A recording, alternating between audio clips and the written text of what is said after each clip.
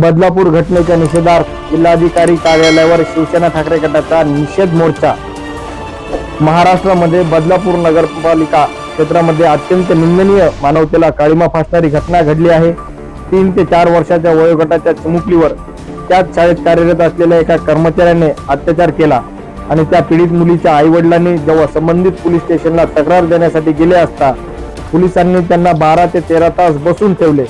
यामुळे नागरिकांमध्ये पोलिसांच्या विरोधात रोष तयार झाला आणि नागरिकांनी तीव्र आंदोलन केले। त्याचे पडसाद संपूर्ण राज्यभरात उमटले आहेत। तर सरकार वेगवेगळे इव्हेंट निवडणुका डोळ्यासमोर ठेवून प्रचार करण्यात मग्न आहे।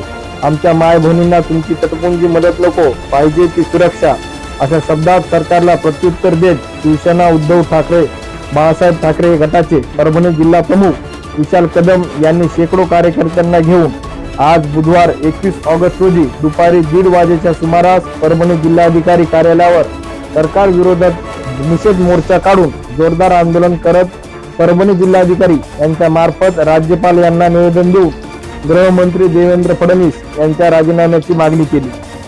बदलापूर येथे घटनेचा निषेध करणाऱ्यावर दाखल करण्यात आलेले गुन्हे तत्काळ मागे घेण्यात यावे यासह विविध मागण्या निवेदनाद्वारे करण्यात आले। या आंदोलनात शिवसेना ठाकरे गट जिल्हा प्रमुख विशाल कदम, डॉक्टर विवेक नवंदर, संजय साडेगावकर, पंढरीनाथ गुले, गंगाप्रसाद आनेराव, अनिल जाधव, अंबिका डहाळे, सुरेखा टाले, शोभा इटकर, गीता पुरी आदींसह पदाधिकारी कार्यकर्ते मोठ्या संख्येने सहभागी झाले होते। मानवतेला काळिमा फासणारी ही घटना घडलेली आहे। बदलापूर येथे आदर्श विद्यालयात चिमुकलीवर झालेल्या अत्याचाराच्या निषेधार्थ आज आम्ही उद्धव बाळासाहेब ठाकरे गटाच्या महिला आघाडी आणि शिवसेना सर्व पदाधिकाऱ्यांनी मिळून आज आम्ही इथे जिल्हाधिकारी साहेबांना एक निवेदन दिलेलं आहे की मानवतेला काळिमा फासणारी ही घटना घडलेली आहे। आज आपण बघतोय की लाडकी बहीण योजना आणली आहे। आमचं सरकारला आव्हान आहे की लाडकी बहीण सुरक्षा योजना आणा, कारण 1500 रुपये तुम्ही देऊ नका। महिलांची सुरक्षा आणि त्या चिमुकलीच्या लहान लहान मुलांच्या सुरक्षेची तुम्ही हे घ्या, काळजी घ्या, जबाबदारी घ्या। आज पाहतोय की किती प्रत्येक महाराष्ट्रभर या घटनेचा निषेध आज होत आहे आणि आजच्या या महायुतीच्या सरकारला मी एक आव्हान करते की तुम्ही या घडलेल्या घटनेची जबाबदारी घ्या आणि गृहमंत्र्यांनी या घटनेची जबाबदारी घेऊन त्यांनी त्यांचा राजीनामा द्यावा, अशी आमची पूर्ण महिला आघाडीकडून त्यांना आव्हान आहे। जय हिंद, जय भारत। आपण बघत असताना ते मित्र सरकार 2.5 वर्ष झाले। हे सरकार घडी म्हणतं की आम्ही बाळासाहेबांच्या विचाराचे आहे, शिवाजी महाराजांचे विचाराचे आहे। बाळासाहेबांच्या शिवाजी महाराजांचे विचार कार्य असं होतं का? हे निव्वळ खालच्या स्तरावर जाऊन राजकारण करणारं सरकार आहे।